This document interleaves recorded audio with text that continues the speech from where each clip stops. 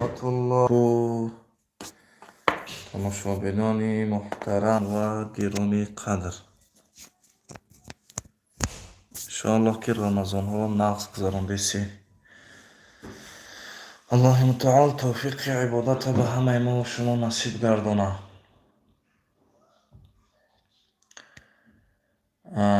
خب برادرها یک چند کس پرسیده بودن که در مورد رمضان آیا در رمضان غسل کردن جایز است یا نه؟ یعنی در رمضان غسل کنی اگر در روزه یگان ضرر داره، یگان تأثیر مقصد میکنه یا نه؟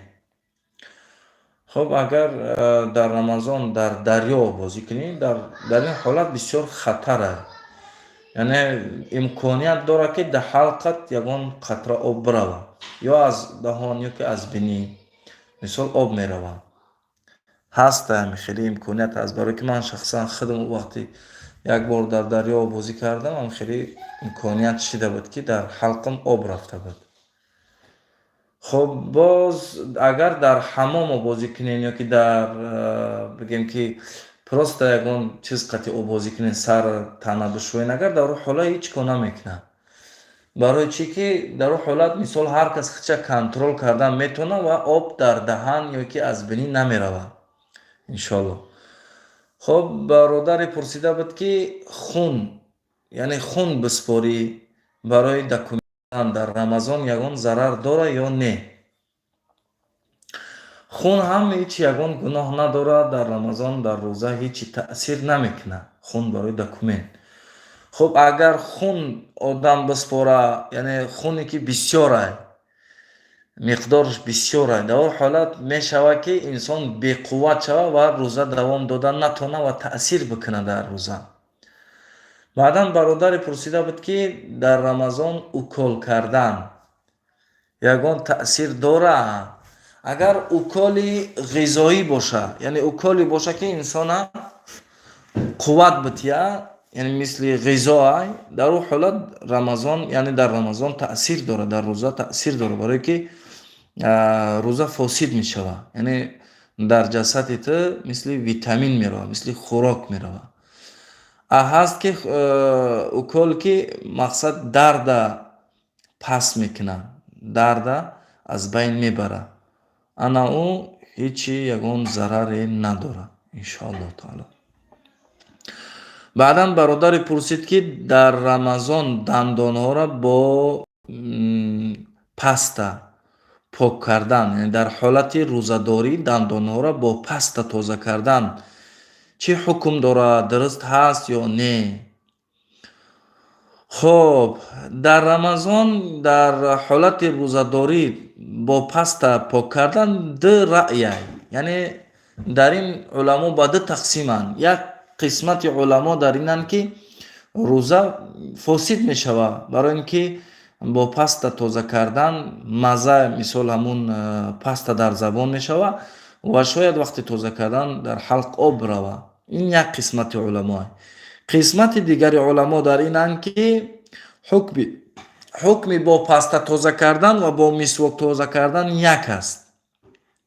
حکم با پستا و با مسواک یک است و در روزه هیچ تأثیری نداره. خب برادر دیگر پرسیده بود در مورد همین باز روزه، میگوید اگر سلامتیم خوب نباشه میتونم که پیش از رمضان بخشش پیش از افطاری من افطار کنم، یعنی قوت ندارم پیش از افطار 1 ساعت پیش، نیم ساعت پیش، 2 ساعت پیش من افطار کنم. در این حالت برادر عزیز دو راه. یکم راه اینه که اگر انسان قوت نداشته باشه، بیمار باشه، روزش میخره، برای اینکه عذر داره و بعد از رمضان در هر روزی روزه گرفتگیش یک روزی روزه میگیره، دوم طاقت میکنه و روزه میگیره. یعنی دیگه سیوم راه نیست که ما پیش از افطاری افطار کنیم، یا روزه میگیریم قوت میکنیم، یا قوت نکردیم اگر عذر داریم در حالت روزه را میخریم و بعد از رمضان ما یک روز روزه میگیریم. در حالتی که ما قوت نداشته باشیم، یعنی قوت ما تمام شده باشه. اینجا برادر پرسیده است: السلام علیکم رحمت الله و برکاته. برادر عزیز، یک کس برای من عرق داد. من عرق نمی نوشم. می توانم با سوک علیشش کنم در مغازه؟ نه برادر عزیز، علیش کردن نمیتونی. وای چیزی حرامه. وای چیز عرق خودش حرامه، پولش حرامه. مثل که خوک گوش حرامه، پولش هم حرامه. این هم همون طرح. اینا یگان کار کردن نمیشه. عرق داد، عرق میگیری میریزی میپرتوی. مثل که مثال یک کس از یک عرق نوشی خلاص کردگی، تو عرق میتی به یک کس مثل که عرق تو فروختی و یک آدم دیگه خورد. و همین توغری نمیگیره برادر عزیز. انشاءالله که کوشش کنین به این چیزا دست نزنین. خب برادر دیگر پرسیده بود: دندان بکنی یا که از جسدت خون برای اگر روزه فاسد میشوه یا نه؟ نه برادر عزیز، روزه فاسد نمیشوه، برای اینکه خون در حلقت نرفته است، خون قرط نکردی. ولی اینکه مثال همون دندان تو کند بر قصد هم نبود. مثال بعضی آدم ها هستند که برای روزه را بخورن فکرهایی میکنن که به همون سبب گویا روزه را میخورن و بعد از رمضان یک روز یا 2 روز روزه میگیرن. این خیلی نیسته. این مثال وقتی عذر داری هیچی گپ نداره. وقتی بر قصد میکنی در اون حالت روزه فاسد میشه. یعنی بر قصد میکنی میخوری، یعنی که بر قصد میکنی در حلقت میروه، در اون وقت روزت فاسد میشه. برادر عزیز احتیاط کنیم. برای رمضان روزهای به شمار مونده است برای تمام شدنش. هم رمضان تقریبا که 10 روزش هم میگذرد و احتیاط کنیم روزه را به پرگی بگذرانیم انشاءالله تعالی. خب برادر دیگر پرسیده است در مورد ماه شریف رمضان. میگد که در ماه شریف رمضان در مورد تراویح ما 8 رکعت بخونیم یا 20 رکعت بخونیم؟ یک سوالی که همه وقت یعنی داده میشه و هر رمضان در همین مسئله سوال کرده میشه. در رمضان 8 رکعت بخونیم یا 20 رکعت بخونیم؟ بهترش 20 رکعت ہے، برای در اینجا رکعتش بسیاره. اگر در جماعت باشین یا خودتون قوت کنین بهتر 20 رکعت بخونین. 20 رکعت ثوابش بسیاره.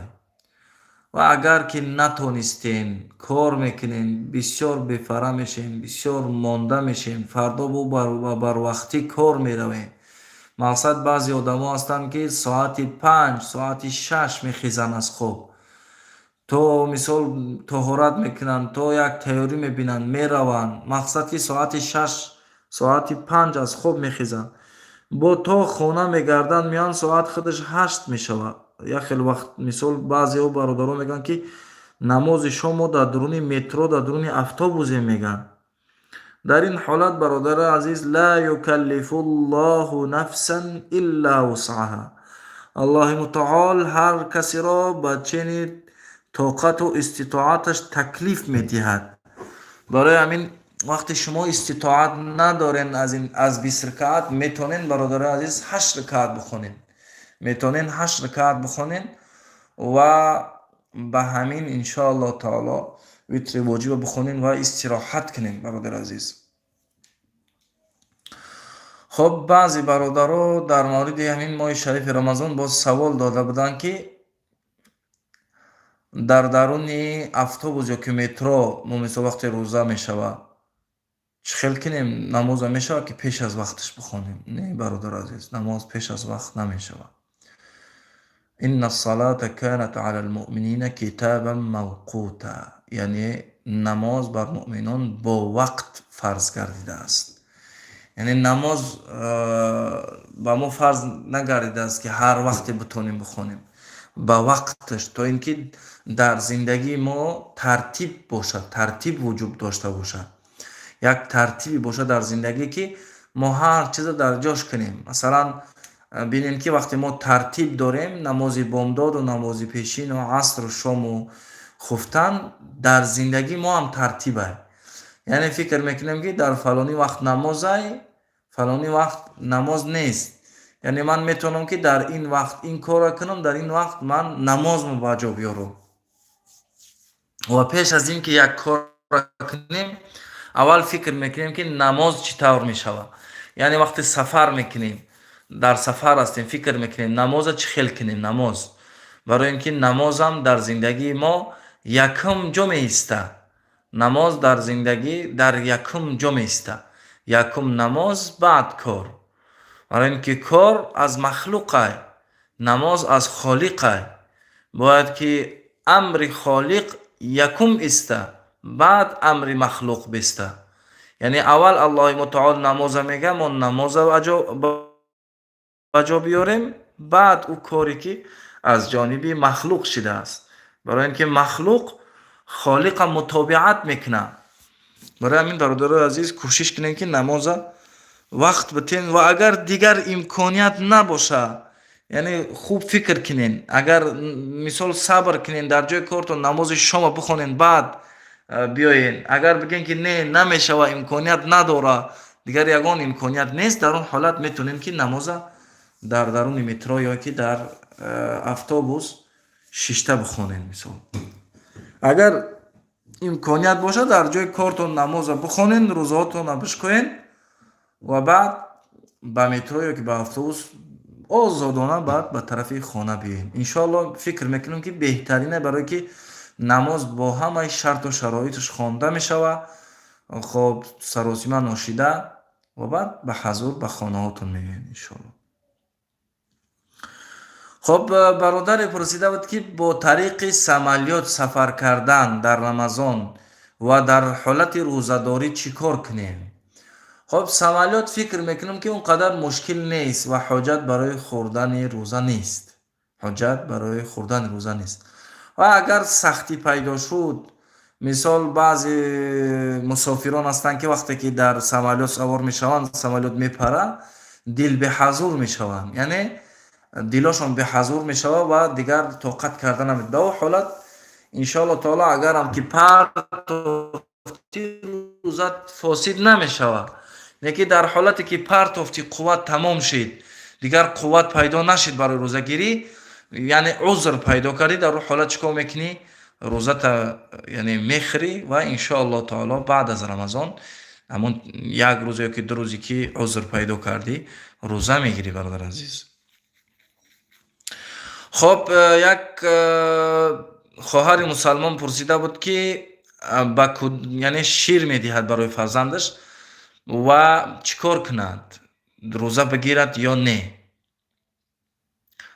خب اگر کودک بسیار خرد باشد و به شیر مادر زندگی کردن نتواند، یعنی دیگر چیز نمیخورد، دیگر شیر قبول نمیکند، فقط شیر مادر را قبول میکند، در اون حالت اگر روزه بگیره شیرش مثل قطع میشوه، کودکش گرسنه میمونه، عذر داره مقصد، در اون حالت روزش هم میخوره و چیکار میکنه؟ فرزند شیر میتیه.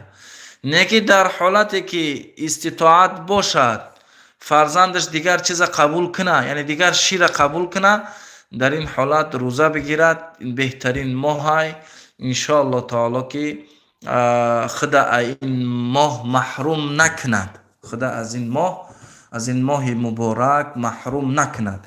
همچنان یک سوالی که بسیار سوال داده می شود در مورد خب زنی که حامله داره روزه میگیرد یا نه؟ در این مسئله گفتیم پیش دختر باید بروه، پیش دختر باید بروه و همون طبیب چی میگد. اگر طبیب بگد که نه باید روزش بخوره، در اون حالت روزه را میخوره انشاءالله تعالی. بعد از رمضان در هر یک روزی که روزه را خورده بود یک روز روزه میگیره. و اگر دختر بگه که نه هیچ باکی نداره، ضرر نداره در روزه داری، مثل دیت حساب میشوه، مثال дар он ҳолат рӯза мегира, рӯзаро давом мекунад. ин як ҷавоби ҳасте ки бояд аз яъне ҳамон табиби шахсӣ бояд бипурса. пеши табибе ки барои муолиҷа мерава бояд аз ҳамон дар ҳамин бора бипурса. дар ҳолатое ки аз табиб пурсидан дар кораи бародаро тамошобино, аз табиб бипурсе. ҳолатҳои беморӣ ва дигар ҳолатҳо ҳастанд, пеши табиб бирен ва аз табиб бипурсен. табиб чизе ки бигӯяд ҳамон мешавад, барое ки ҳолати саломатии шуморо кашф мекардаги табибай. табиб кашф мекунад ва мегӯяд ки мисол шумо чӣ кор кунен, рӯзаро давом битен ё рӯзаро давом накунен. бародар азиз, хуб як саволи дигар ки бисёри бародарон мепурсанд, баъд аз рамазон вақте ихтилоф мешавад, масалан 29 рӯз ё 30 рӯз мо чӣ кор кунем? бародарои азиз, ҳар касе ки дар ҳар мантиқаи ҳастай бо ҳамон мантиқа рӯза мегира ва бо ҳамон мантиқа рӯзаша мехӯрад. масалан агар дар яъне русия 29 рӯз рӯза боша, 29 рӯз рӯза мегира. агар дар тоҷикистон боша 30 рӯз рӯза боша, 30 рӯз мегира. яъне бо аҳли ҳамон мантиқа рӯза мегира, бо аҳли ҳамон мантиқа рӯзаша мехӯрад. яъне ҷудо нашен, ҷудогарӣ накунен.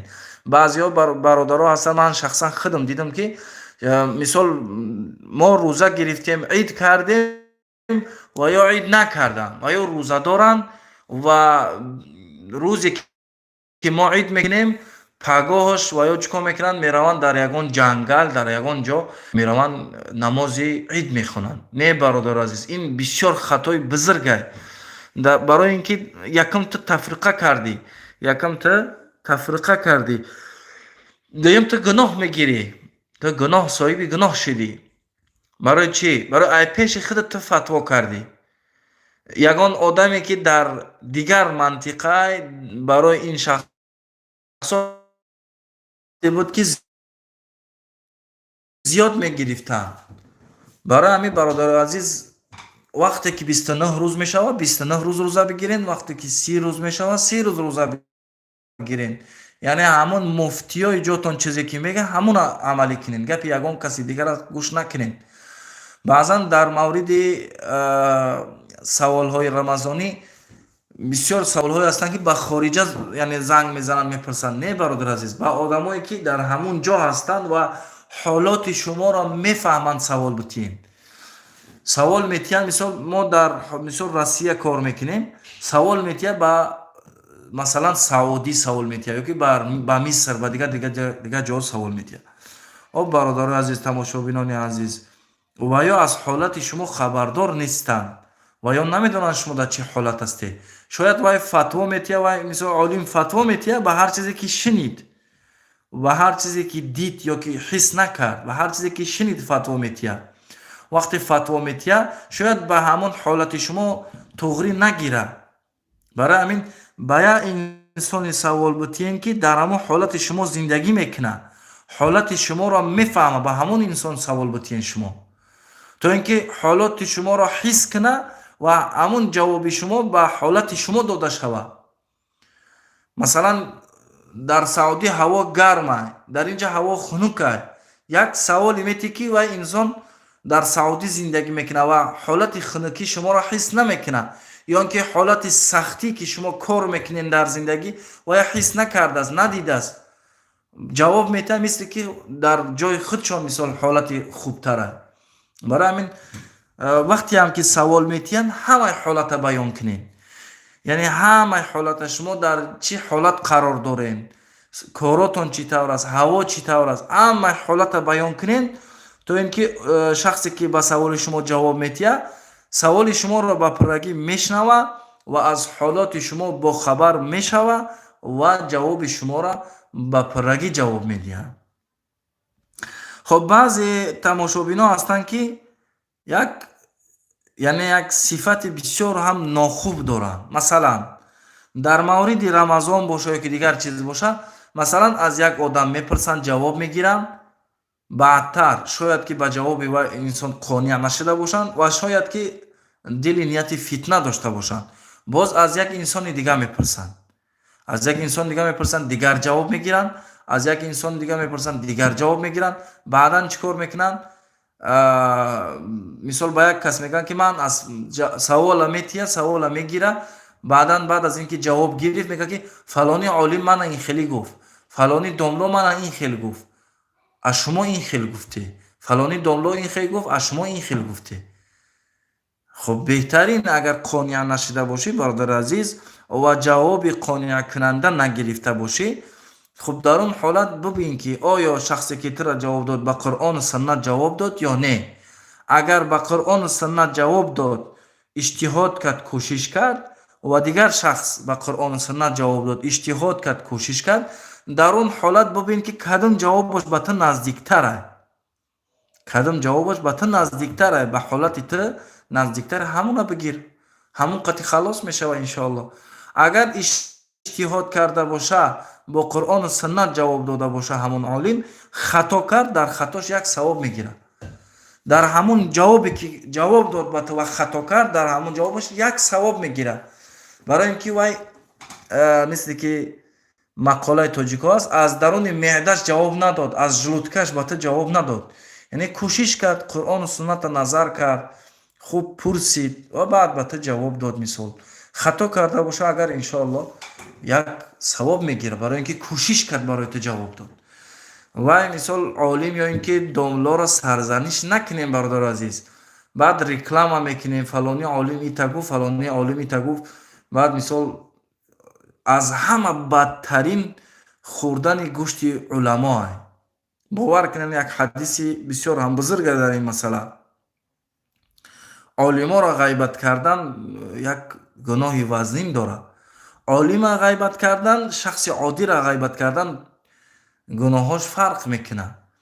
این شخص در راه الله متعال در خدمت دینه، خب یک خطا کرد، با یک خطا کردگیش مثال نباید باید سرزنش کنین کی بی خطاه. اینا مثال گپ زنین که کی بی خطاه. رسول الله صلی الله علیه و سلم فرمودند کل بنی آدم، همه بنی آدم خطا کننده و بهترین خطا کننده ها کیه؟ شخصی که خب اصلاح میکنه و خطا را اصلاح میکنه. السلام علیکم رحمة الله برکاته. برادر از کجا بفهمیم که در وجودی ما جن هست یا نه؟ اگر باشد چگونه راهی حل اگر محال دارد یگان داملا نباشد؟ خب چه خیل بفهمیم، چه خیل حس کنیم؟ یکم این که برادر عزیز انسانی که جن داره انسانی ساق و سلامت نیست. انسانی که در وجودش جن داره او انسان سلامت نیست، یعنی سلامتیش خوب نیست. مثلا نماز خوندن نمیتونه، پیش از این نماز خوندن میتونه، نماز خوندن نمیتونه، در نماز میآید سرش در میگیره، میگه قرآن بکشم سرش در میگیره، عبادت میگه عبادت کنم نمیکنه، میگه برم طهارت میترسه، یعنی بکنه.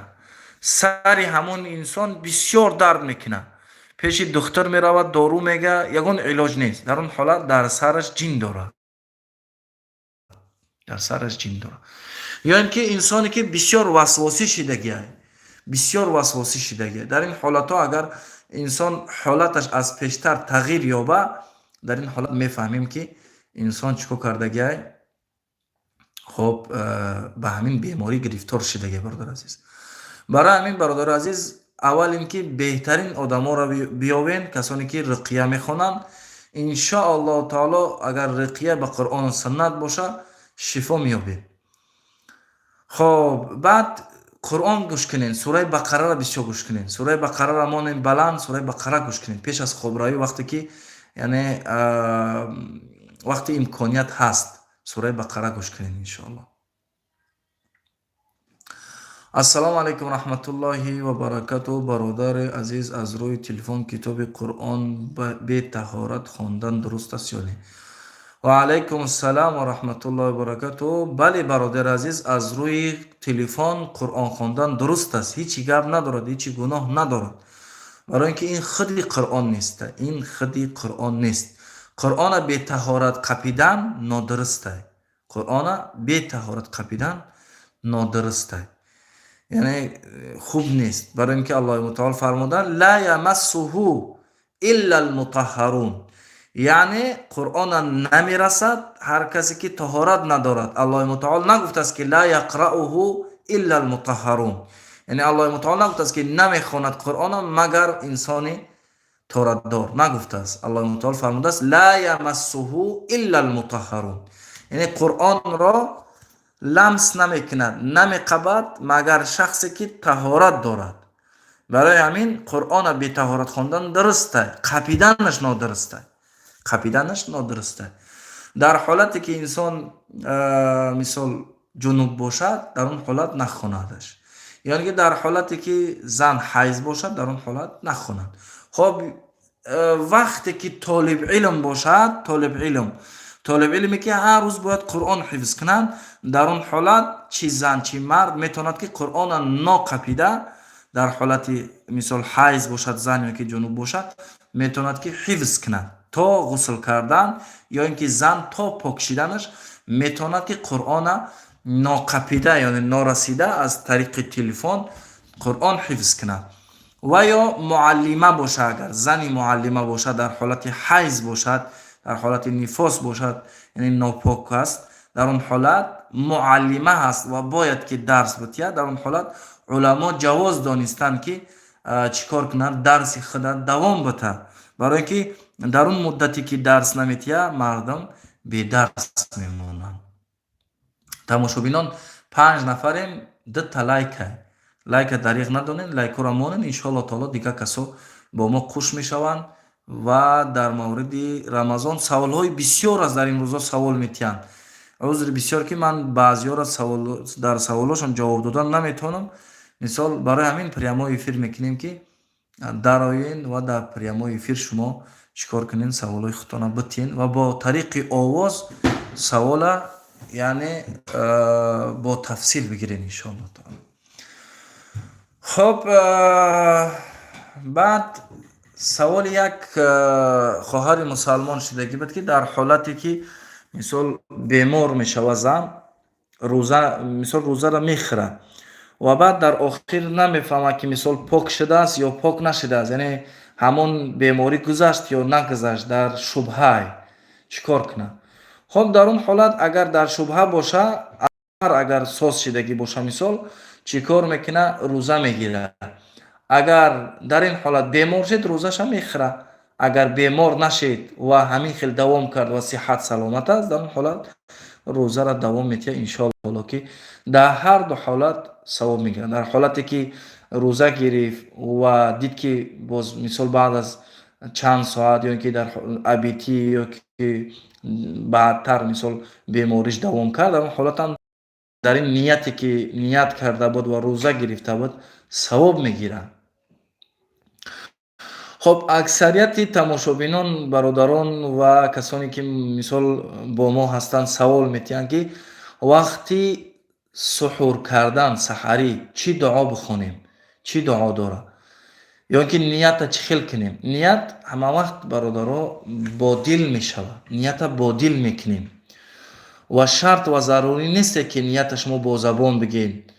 مثال وقتی اوسری کردن همین با دل، پیش از این که مثال ما روزه میگیریم، فردا هم ما روزه میگیریم، برای انشالله نیت کردین، همین نیت کافی است، همین نیت کافی است. لایک را فراموش نکنین برادر عزیز، لایک کنین تا که دیگر شخصانی که طلبگار هستن انشالله سوال دارن با سبب لایک های شما آنها میدرآیند و سوال های خودشان شاید یک سوال ضروری دارن، یک سوالی که به شما هم فایده آور باشد. خب این یک چند سوال ها و جواب هایی بود که انشاءالله تعالی در مورد رمضان بود. سوال هایی که بسیار داده می شوند، می نویسند، بعضی ها جواب داده می شود، بعضی ها جواب داده نمی شود. برای همین اگر سوال هاتون باشد انشاءالله سوال ها را در مورد رمضان بنویسین انشاءالله تعالی که باذن الله ما کوشش میکنیم در سوالاتون جواب دهیم.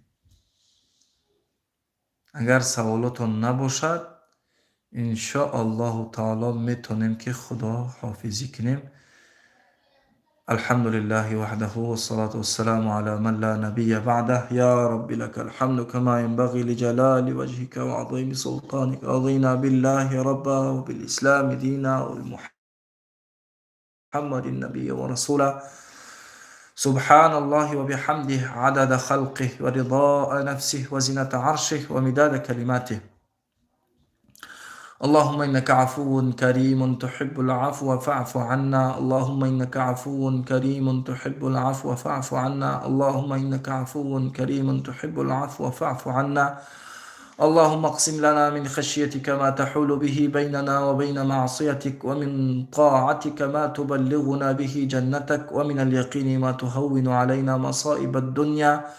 اللهم متعنا بأسماعنا وأبصارنا وقواتنا ما أحييتنا، واجعله الوارث منا، واجعل ثأرنا على من ظلمنا، ولا تجعل الدنيا أكبر همنا ولا إلى النار مصيرنا يا أرحم الراحمين.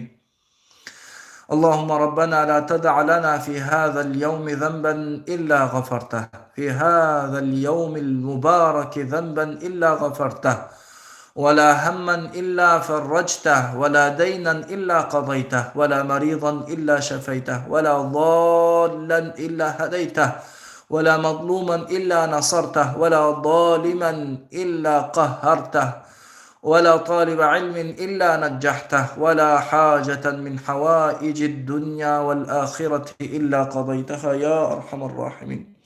اللهم اهدنا فيمن هديت، وعافنا فيمن عافيت، وتولنا فيمن توليت، وبارك لنا فيما أعطيت، وقنا واصرف عنا شر ما قضيت. إنك تقضي بالحق ولا يقضى عليك، ولا يذل من واليت، ولا يعز من عاديت، تباركت ربنا وتعاليت. اللهم انصر الإسلام والمسلمين.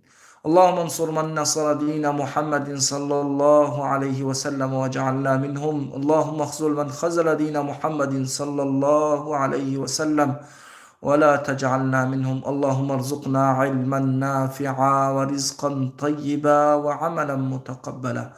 اللهم إنا نعوذ بك من الهم والحزن، ونعوذ بك من العجز والكسل، ونعوذ بك من الجبن والبخل، ونعوذ بك من غلبة الدين وقهر الرجال. اللهم أحسن عاقبتنا في الأمور كلها، وأجرنا من خزي الدنيا وعذاب الآخرة. اللهم استرنا فوق الأرض، واسترنا تحت الأرض، واسترنا يوم العرض. وصل اللهم تعالى على خير خلق محمد وعلى